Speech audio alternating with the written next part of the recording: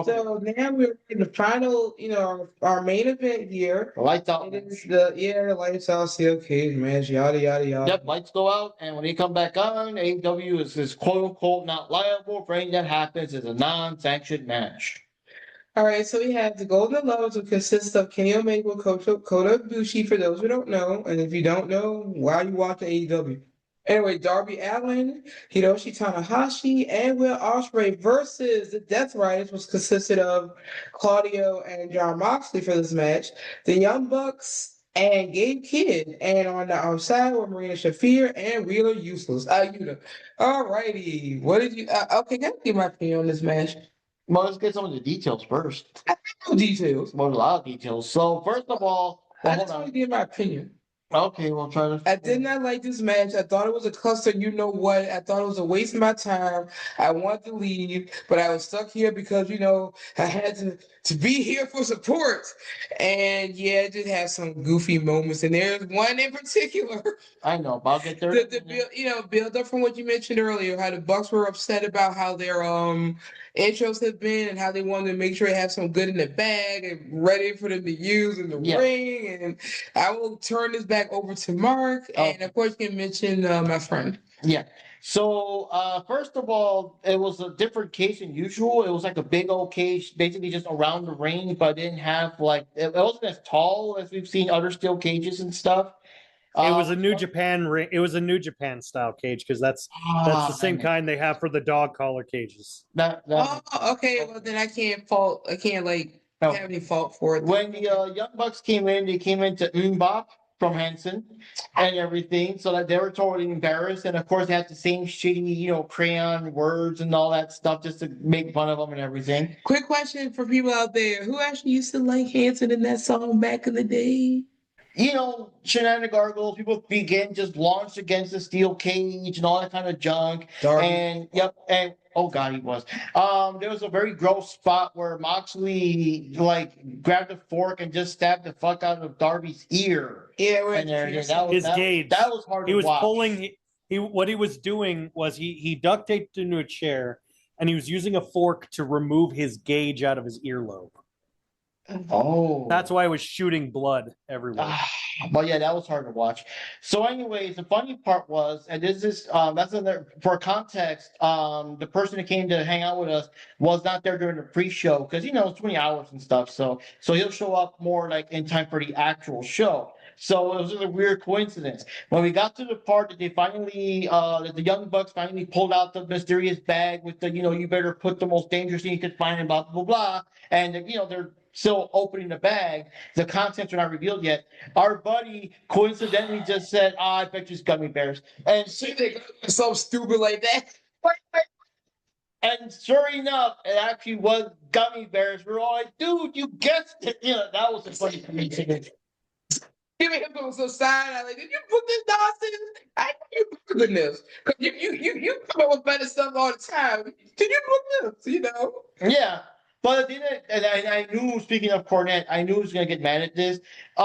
They were trying to slam, I forgot who, so many people in the ring. They were trying to slam one of the Young Bucks onto the gummy bears like they usually do with the thumbtacks. And the dude was still like trying to, like if it was actual, tacks or broken glass or something that would hurt him. So they were selling the gummy bears. And the thing is, it didn't happen though, but I'm sorry, I would have laughed at how stupid it was. I would have laughed if they actually did slam one of them on the things and have the Young Buck be jumping in pain and all that shit as if it was something. I would have just lost it there if that actually happened, but it didn't though. I was waiting for it though, because the guy was acting, but I remember there was a match during the pandemic in TNA. It was when it was still Impact, and it was a match versus Matt Cardona and Moose, and it was a collectible street fight match, and Matt Cardona handpicked all the weapons in it, and they had at the corner of each of the ring posts was these boxes, and they had mystery items. And at one point, Moose is beaten up, and Matt Cardona takes one of these boxes, opens it, and looks down and goes, "Yeah," and he pours it on the ground, and it's broken action figures, and he slams him on these broken rubber that action still hurt though. figures. Yeah. Oh, I know. And then like later in the match, like Moose takes one of the boxes and it's a Dreamcast and old game controllers.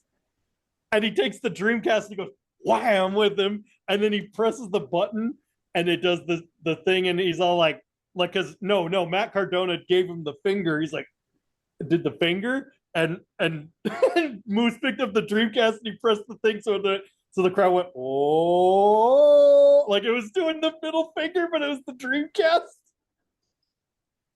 But I'm like, that had more integrity than this entire match. No, but I would just feel some kind of way seeing a Dreamcast being sacrificed for a match. It better be like a one that was already broken or something or whatever. It was already broken. It was already broken. Yeah, they were already broken. Yeah, the collector me was just like, no. That's why it was called a collector's match. It was a collector's mayhem match. That's why. It would be like they grabbed like a copy of like Spider-Man, Amazing Fantasy number 13 or something, whatever, his first appearance, but it's in a plastic thing, and Yeah. they bash him with the head. I got a better one. With the slabs. Number one? Or Superman appeared. I forgot what Action Comics number 1. Yeah, I said number one. Yeah, I said number one. Yep. And I would. Anyway, go on with the match. Sorry, I just had to say that. Yeah, the rest of the match, I don't remember too much of the actual like match itself after that, because that's the stuff that stood out the most, the gummy bears and the blood junk.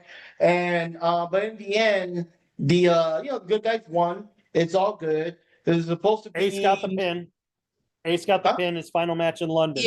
Yeah, he got the pin. I remember that too. And then, so anyways, everyone comes out of the case and they leave because the match is, supposed to be over. Ospreay did mention several times, we'll go into that tangent, several times that he was going to leave, he's going to go under the knife after this. So it was like a last match before he leaves. But then the bad guys come back in and start beating the fucking shit out of him. And the thing is, as they're doing this, now this is the part that was whatever. Really, While they're doing this, you can still see a bit, it's blurry background, but you can still see that Kenny Omega and the rest of them fucks are just standing there doing nothing.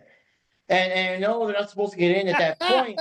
No, I know, but the thing is, it would make sense if Marina Shafir and the others were doing stuff or holding them back, or they got, chairs. Ignoring all of that. They could have climbed over the fence. No, but that's the thing, to keep them. That's what I was thinking too the whole time. I'm like, climb the fence, asshole. No, but based on what they were, what wasn't being done, like I said, they could have discussed it. Why are they climbing? The others climbed in. Wheeler Pointless climbed up in the thing and got Moxley out with Darby. I mean, it's like, why aren't they trying to climb to get in to help Will? And then the option showed up. Lift the cage, climb over the doggone cage. It's a New Japan cage. Now that I know, interesting setup there. They come in, they go down, and they help Will and beat the crap out of the Death Riders. And that's the reason that everyone going to ring. That was even dumber. Have some stay with Ospreay. The rest of you go after the Death Rider trying to beat the crap out of them for what they did to Will. That would have made more sense to me. And they also Tony an idiot. Yes, and they put the chair and stuff like on Will's neck and beat him. They smashed him and all that shit. And another weird thing for us though is that when the pay-per-view ended, like he's there. The medical people are showing up. They have the whole copyright 2025 AEW all that shit. So the thing was over. It went to black. And then for a moment, because I guess we were looking for a remote. I don't know why we didn't turn it off right off the bat, but it came back for a second and it showed the people putting the neck brace on Will to take him out. And then it finally did cut off. But that was kind of weird, And apparently, I guess, because we were watching. Didn't Samoa Joe run to the ring? Yeah, because he was telling them he was telling them, lift up the ring, lift it up. It's like, climb it over it. That's now, I'm not 100% sure if you watch it on PvP.com. I heard rumors that if you watch it on one of the other services, maybe it showed more of what happened afterwards with the people putting the neck brace on.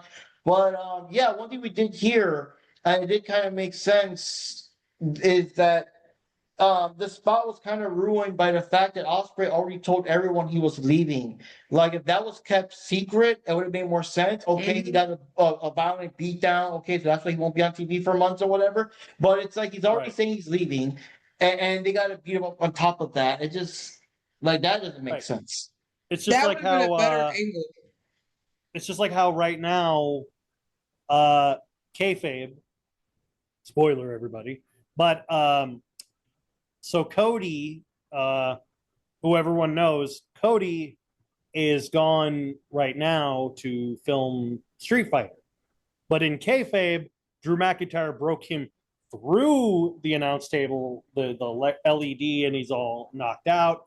And then what's so stupid is like he's out with an injury, and yet they do the announcement, oh, he had his first kid. I'm like, wait, I thought he was out with an injury. Wait, and then, but he's filming Street Fighter, Jack. and then. Wait, I'm sorry, Jack. I just got to say this. To be fair, Naomi's having a kid, not him. But here's the thing. This is what happened. So that happened.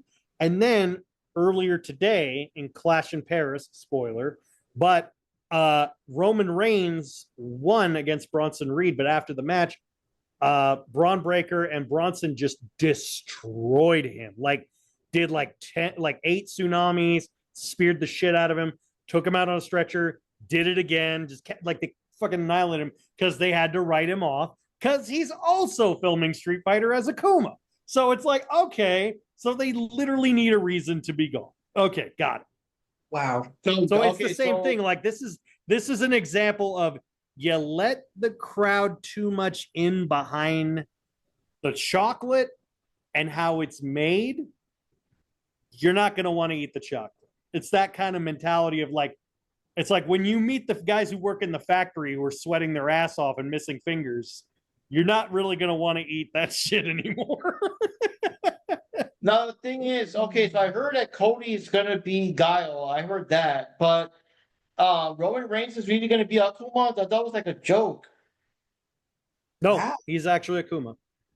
Who else is gonna be in it? And because it looks like they're grabbing wrestlers to do all these. And Andrew Schultz is going to be Dan. Wait, Dan's gonna be in this movie? Yeah, Dan's in the movie. Dan? The guy Yes. from Maybe a cameo or something. yeah, I know. Hiroki Goto, the wrestler, is going to play E Honda. So he's confirmed to play E Honda, which makes sense. I mean, he's kind of it's not fat, but he's kind of heavier set. So I'm like, okay, fair enough. Who else? They have I forgot who his name. I think 50 Cent is Balrog. I think. Could be wrong about that. I'm not sure. But those are the ones I know for sure. I don't know, but I know they're filming it on and off, so it's like okay. So But again, with all these but wrestlers anyway, here, I I hope they actually get a wrestler to be Zangief, because that'd be the irony. It'd be like some other guy that's not a wrestler being Zangief. That's still wrestling. Chris Hemsworth is Zangief. No, Chris Hemsworth is Zangief. I mean, it could be Alex, I guess. Maybe. Oh, him with the Dallas? Oh, Yeah, Could be. that No, could work. that'd be funny. I don't know. I don't know that much about like I don't know all of the cast. I just know a couple of them, but I do know Akuma for sure is Roman Reigns. Andrew Schultz is Dan. Guile is Cody, and Hiroki Goto is E Honda. Those are the 4 I know for a fact. The other ones, and Jason Momoa is playing Blanca. Right, I forgot about that one. And I was like, So that's the 5. Because Jason Momoa is playing double duty because at the same time he's filming Street Fighter, he's also filming as Lobo in the Supergirl movie. So he's like he's makeup double dutying on that shit. Anyway. Back to what you were saying about the match. I'm sure we're gonna watch it. Anyway, back to the match. Thing though, it's like, I mean, Cody is Guile, I guess, fighting style wise, but like, Akuma's a fucking martial artist. I mean, is Roman Reigns capable of doing fucking backflips and spinning kicks and jump kicks and shit? Like, without it being like obvious fake CGI. You know what I mean? Wires. I don't know. I don't know. I don't know. Maybe he may not be a major character in it. He might just be like introduced and then brought in later in the next sequence. Imagine I if don't like know. before I don't know. before Akuma does the Raging Demon, he does the oh Ooh, wah. yeah. Movie. And that goes in the movie too. anyway, back to the match itself. Oh, Okay, let's get back to the match yeah. itself. All right. Okay, I'm done. Okay. All right. Hey, Johnny, what did you think of this cluster? What do you think of this mess? Okay, this match, it's a hot mess. Thank you. I want to like the match, and I did like part of the match. I mean, it's so very intense. The concept's pretty, kind of gory out there, and the whole like the so-called lights out, which in my opinion, I didn't really notice the lights out that much. I don't know if you guys have noticed that either. I was joking about that. I said, Gina, sure, a lot of lights on for a lights out match. No. Here's the thing. This is another thing that doesn't make any sense. It's called a lights out match because that means in wrestling terminology, there's no one around. Because the original lights out matches were in empty arenas. Oh. The first lights out match was Mankind versus The Rock in an empty arena. That's why it doesn't make any sense. It's full of people. So just televised or whatever for the pay-per-view, for our benefit to watch it, or just call it an unsanctioned match. You're like, okay, fair enough. Don't call it a lights out unsanctioned match. It's stupid. That's like calling a Hell in a Cell a Hell in a Cell. That's like calling a Hell in a Cell match a Hell in a Cell Falls Count Anywhere match. It's like, the fuck? Like, what's the point? Like, we can't leave the cage. What the hell's the point? But how does that work though, Jack? So we would be there, like let's say we're paying tickets for Hell in a Cell, whatever, and so we just all leave, and there's still like another match going on after we left or something. No, they film it. They film it previously.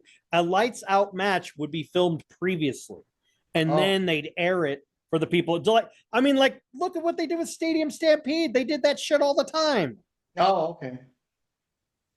Or like how they did the Wyatt, remember like he did those matches where like he fought Randy Orton in the swamp or whatever the hell, or the Hardy compound or the Boneyard matches. Yeah, those are technically lights out matches because they're not in arenas. So it's like, okay, not in front of a crowd, basically.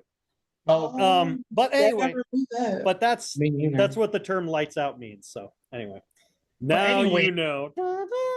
Anyway, okay, because I actually thought that literally it was going to be lights out because I'm noticing that it's not dark enough. Like I can still see audience there. They're not acting like, oh shit, it's fucking dark. I can't, see. Johnny wanted it to be like the ending of Game of Thrones. I think that would have been better. Just like, what the fuck is happening?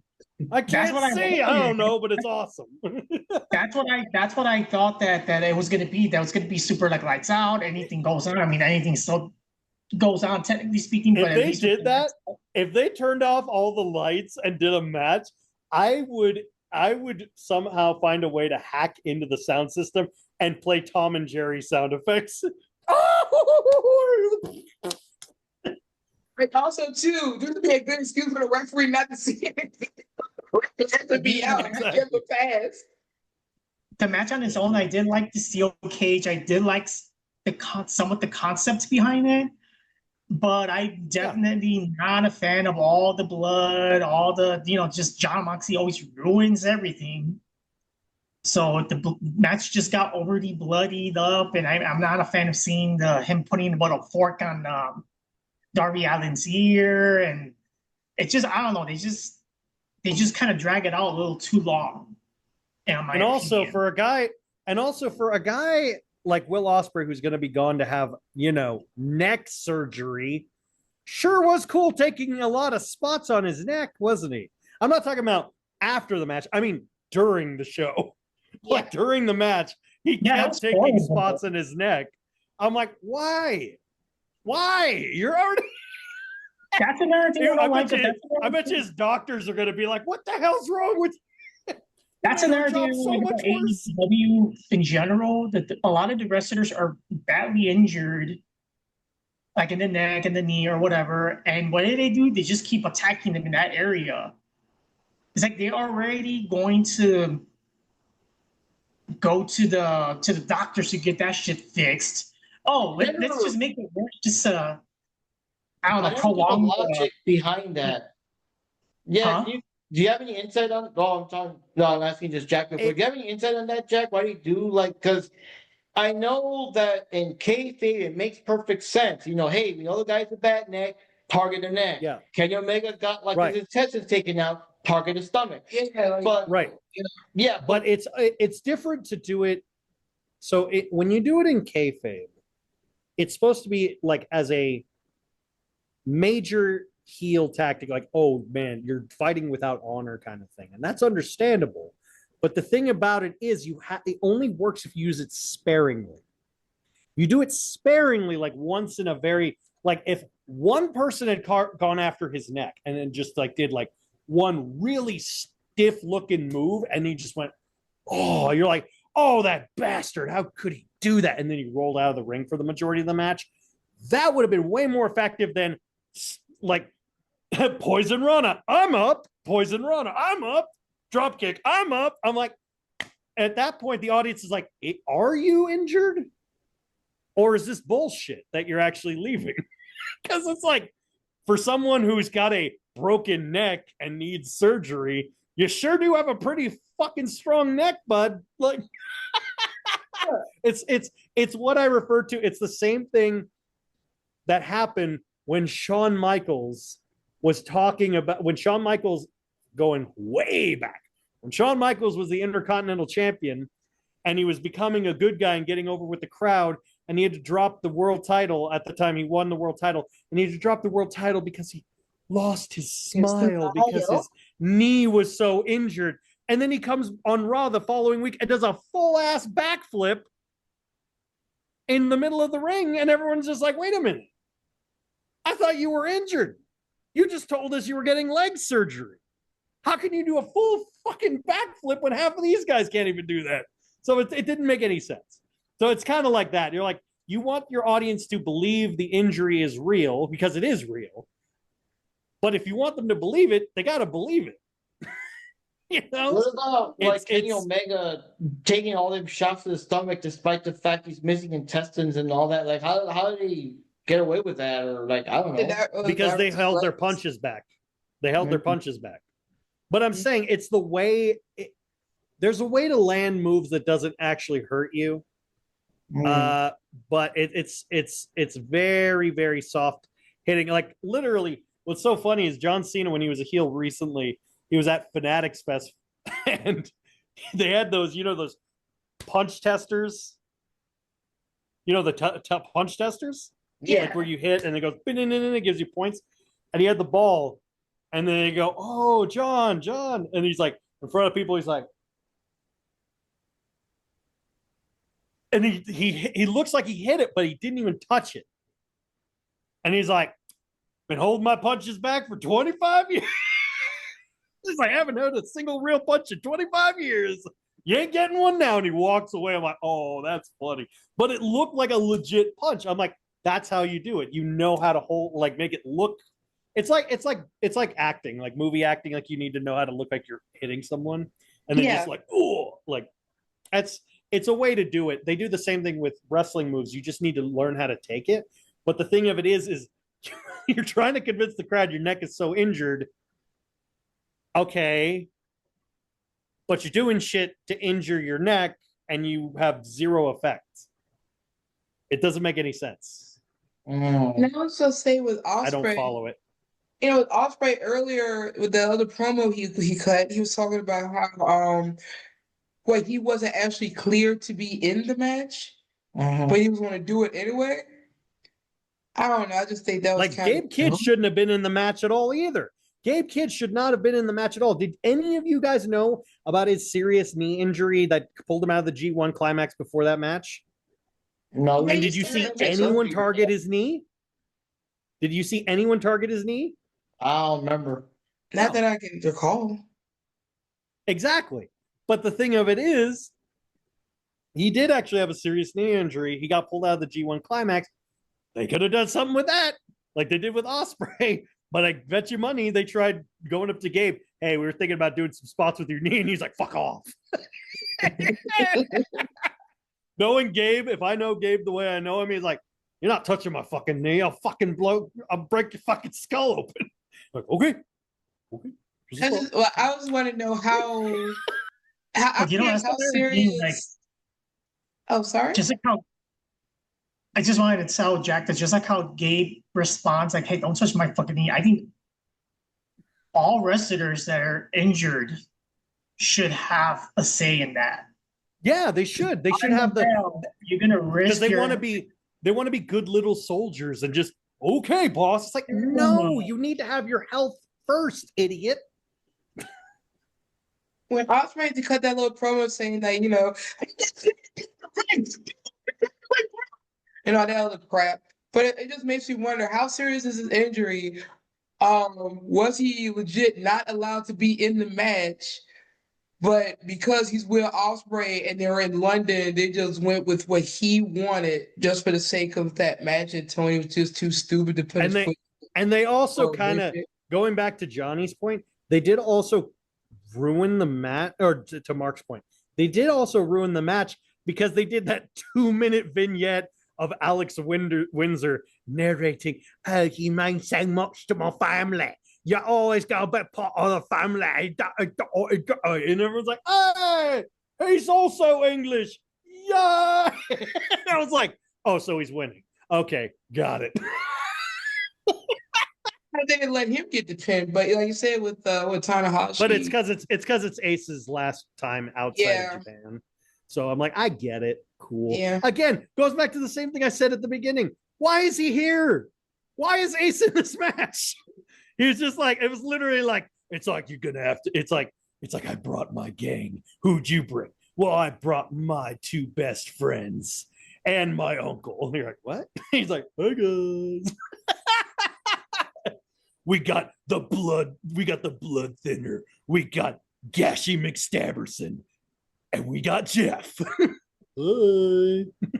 I brought deviled eggs, everybody. That was Ace in this match. He's like, he has slowed down. That's for sure. He's old. He's old as shit. I know. He's got 2 fake knees and a fucking fake elbow. Should have brought in Ishii instead. God. But anyway, back to you, Johnny. I'm sorry. Yeah, the blood ruined the match. John Moxley always ruins the matches. And I just didn't like the ending either. Yeah. Like, just like lift up the fucking cage already. The match ended. Just lift that shit up. Yeah, it should have stayed down. There's no reason to keep it down. Or, and like I said, the others on the outside, they could have climbed in to help. But no, they had to be there until they were cued to do something. Yeah, according to Booker T, camera during those scenes. Booker T apparently he got sent the clip of the show and the match. He saw the highlights, and he literally said, the gummy bear spot, that whole thing with the gummy bears is exactly, he's like, between that and the ear spot, that is the reason AEW will never be equal to WWE because of that shit. Mm-hmm. And I'm like, I kind of agree with him. I kind of agree. He's got a point. You keep doing this goofy indie shit and you're trying to be mainstream. It doesn't work. But anyway, as far as the match, it was a clusterfuck. I've already said, it's a clusterfuck. It was just a spot fest, just nonstop. Cornette made a great point, and I thought about this. He made a great point. One of the last, I can't remember which pay-per-view it was. I think it was probably back with the flamethrower, probably over, I don't know how many. Well, yeah. But he said, where do you go from here as far as gore?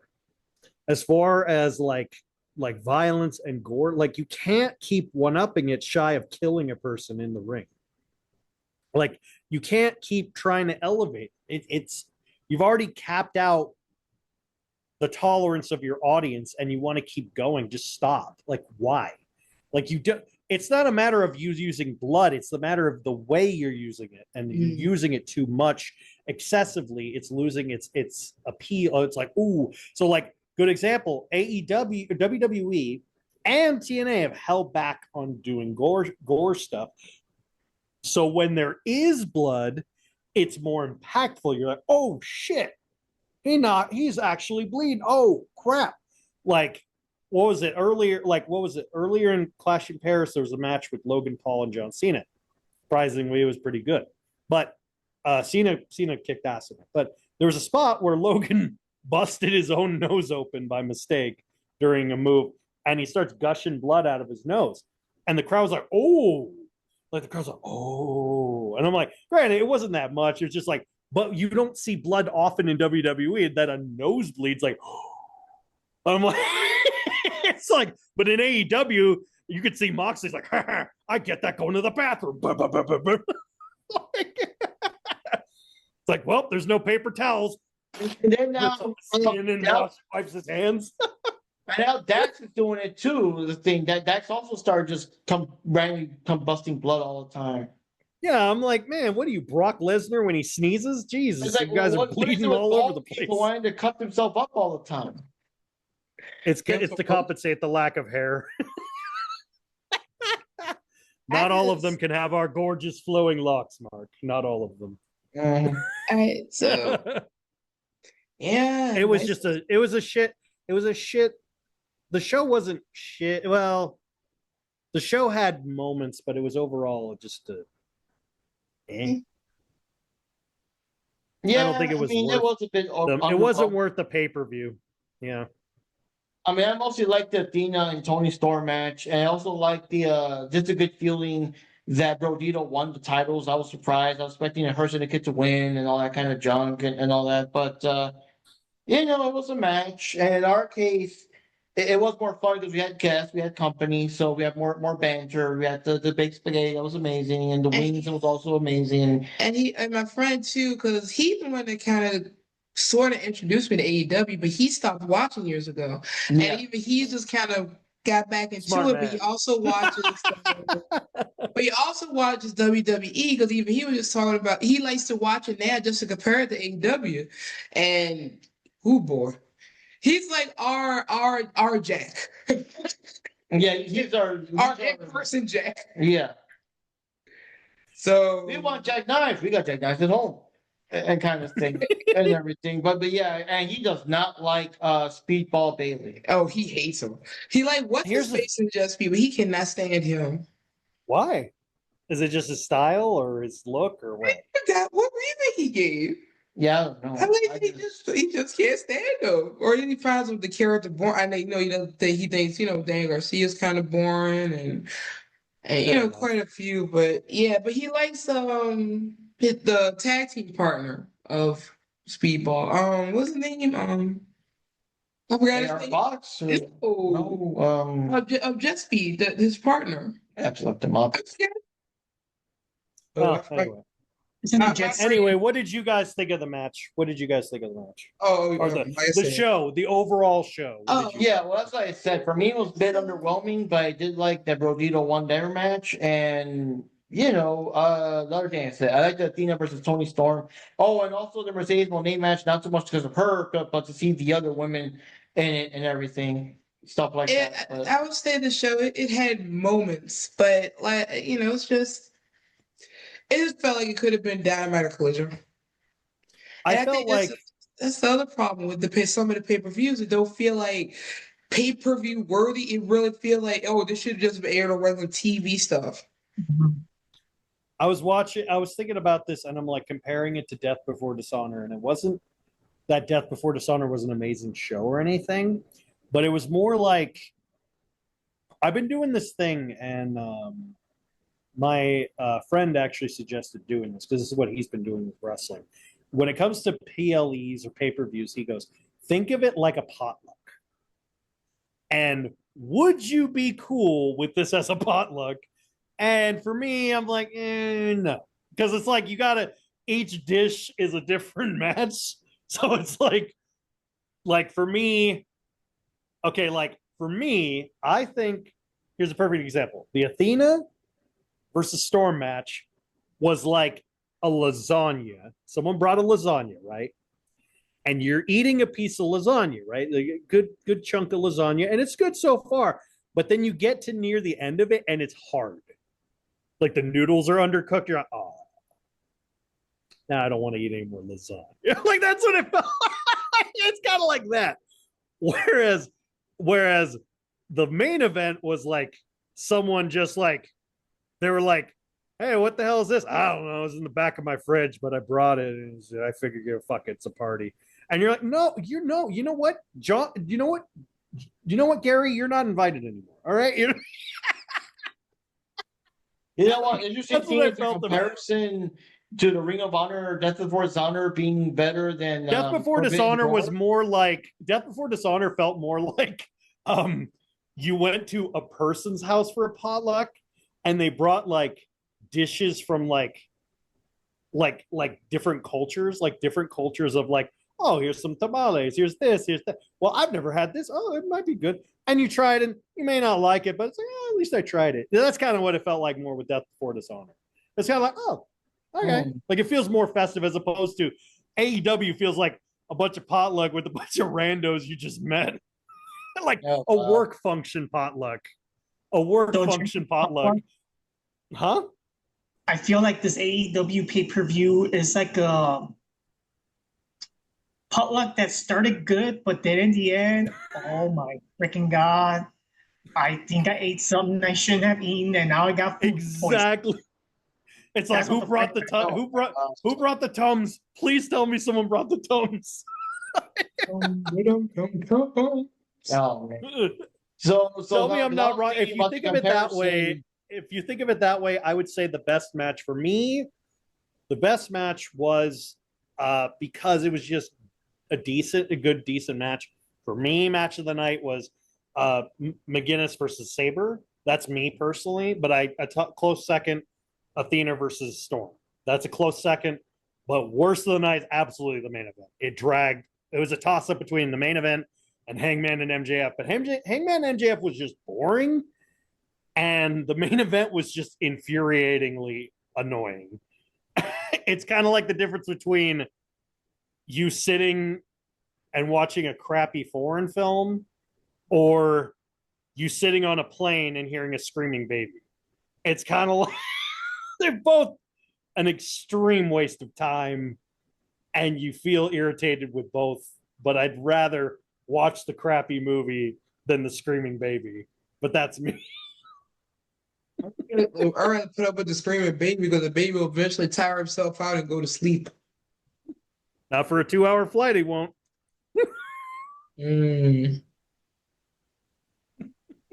Your thoughts, Wendy? I mean, I already gave my overall thoughts. Well, like I said, it was okay. It just felt like it should have been like a Collision or Dynamite for the most part. It didn't feel like that. Nothing really felt fully pay-per-view worthy. And of course, tonight the match of the night for me was Tony and Athena. The only thing I hated about the match was just the finish. Yeah, the finish. I was thinking the comparison you were saying, Jack, with how the Ring of Honor matches, like for example, how the Athena versus Shirakawa match was way better than the one versus Tony Storm. Is it kind of like back in the early Roman Reigns era where the NXT pay-per-views, the NXT takeovers were better than the WWE pay-per-views? Because I think you know what it comes down to? I think what it comes down to is, I know this is a weird thing to do. And I'm saying this not just because I'm me, but the problem is that AEW puts all of their money, but none of their effort. So the thing of it is that when you have less to work with, you have to put on more effort. So with Ring of Honor, they do smaller venues. They do a more compressed audience, and they put on the best value for your dollar. And TNA does the same thing. NXT does the same thing because they don't have the big ass arena shows. Like they don't have to like, good example, Raw and SmackDown, if they fuck up a spot, they're not going to worry what Fernando up in the rafters thinks about the match. They don't give a shit because the seats are filled out. But if they're doing a one-on-one main event between this woman and this woman, and say this one's a veteran and this one's a rookie, and she's got to get her shit together and she's got to carry the match, but you only have like 100-seat arena, everyone's watching like a hawk. So you have to be on your best. It's that sort of mindset you have to be in. So if AEW, for their big shows, I don't care. You sell out arena, stadium, I don't give a shit what the hell you do. I'm talking about for the televised show. If the televised Dynamites and Collisions were in smaller arenas with more reasonable prices, and I guarantee you they would sell them out instantly. They would put on better quality matches and better quality shows because the arena is so small and condensed and people are watching them. That's why NWA shows are actually really, really good, because they put on good quality, because like everyone's like you could literally like spit and hit someone in the ring. That's how close you are to the arenas. But in AEW, they just go, we'll fill out an arena, we'll figure it out, fuck it. Yeah, I mean, we were there in person for a couple of those, so we see how full it was. Yeah, but it's the same point of, because it's basically like that thing of, it's DMV logic. You're gonna get paid either way, so why the hell work? So that's why they are the way they are. Whereas with WWE, and what WWE does well, despite all their many, many, many, many problems they do, when it comes to their talent, your work and effort determines your paycheck. Now, granted, obviously booking also plays a big factor, but the more you work and effort you put into it, the more opportunities, the more transactional benefits you get.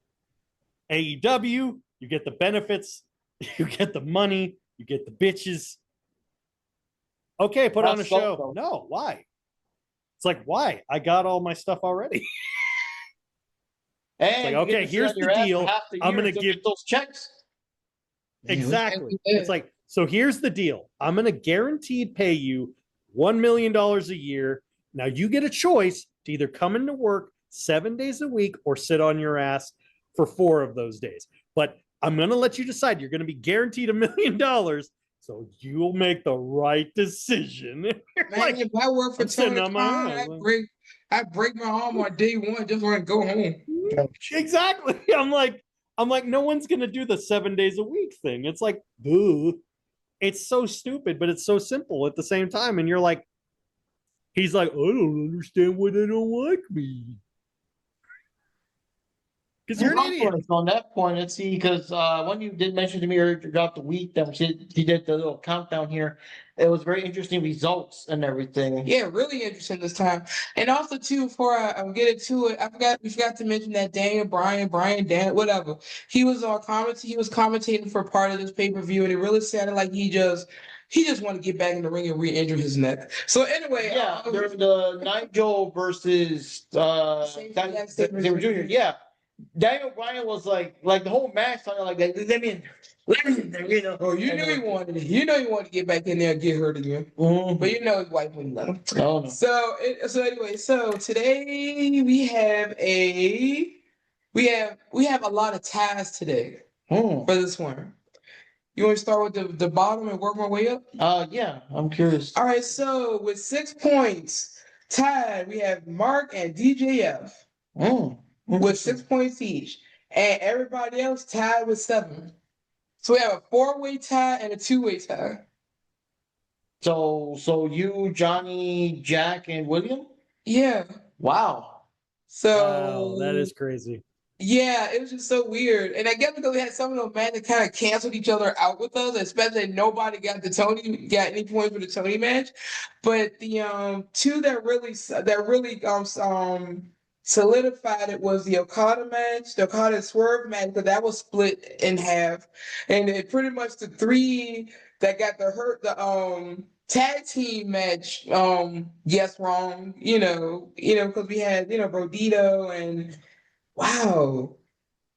Wow, all I gotta say is Johnny, Jack, and Panda actually said Rodito. I just would have never thought they would have won. Hey, Johnny's going for the compas. It was kind of well I mean, for me. I love them both, and it was a shot in the dark because I was like, okay. Okay, so like that one, like I say, it was split. That one was split, and the Okada Swerve match was split. So it's sort of like the ones you got the Hurt Syndicate one wrong, maybe got the Okada one right, and vice versa, that type of thing. Yeah. So those were, I think, the two main ones there. And like I said, and nobody got the Tony Storm match, so there we go with that. Yeah, if anyone, if at least one of us somewhere got like still had hopes that no, Tony still got this. Don't been a different story for. No, but even if all this was the same, and like I said, like maybe Mark or DJF had said, had said, oh, I think Tony's going to retain, then instead of being a 4-way tie, it would have been a 5-way tie for the point. So for this Forbidden Door pay-per-view, there will be no punishments given because so see how you can do anything with this one. It was just too close, unless. You have We're to gonna go through the Forbidden Door. we're gonna have the power. Okay, here's the punishment. Because there's so many belts, Mark and DGM have to carry them around for Mercedes every time she goes from airport to airport. Oh my gosh, can you imagine? Getting them past the metal detectors and whatever. You gotta be her beaches. Oh God, no. And be treated like crap. She knows she treats like people working under her like crap. Most likely. Yeah, she treats fans like crap. She treats people that she shouldn't be treating like crap. Yeah. Okay, so anyways, guys, I think we're gonna wrap it up for this one. We kind of gave all our thoughts and all our things here, and I guess the next week review is all out. We'll see how that one goes. What is that next month or the month after? Or? Well, I since think it's the month after. Well, since technically is the later part is the 20th, I think, of September. Yeah. Oh, is it? So we'll check that one out, see what's going on. So, anyways, guys, we're signing off here for America's #1 cure for insomnia. If you can't sleep, suffering sleep deprivation and everything, you got the shakes, you got all the side effects that happen if you do go an extended period of time without sleeping. Listen to us, we'll knock you right out. We always give the warning: do not listen to this podcast while driving or operating heavy machinery or using a forklift or whatever. Just don't. So there you go. So I'm Mark Rodriguez signing off here. With me are Jack Knives from Jack Knives Reviews. And this is Jupi Channel, so it's in the Jupi. You can call me Wendy. And I will turn this over to the one, the only, the man of the hour, the man with the power, the man that is too sweet to be sour, Johnny Rock. all right. Catch you later, guys. Don't forget to lock your forbidden doors.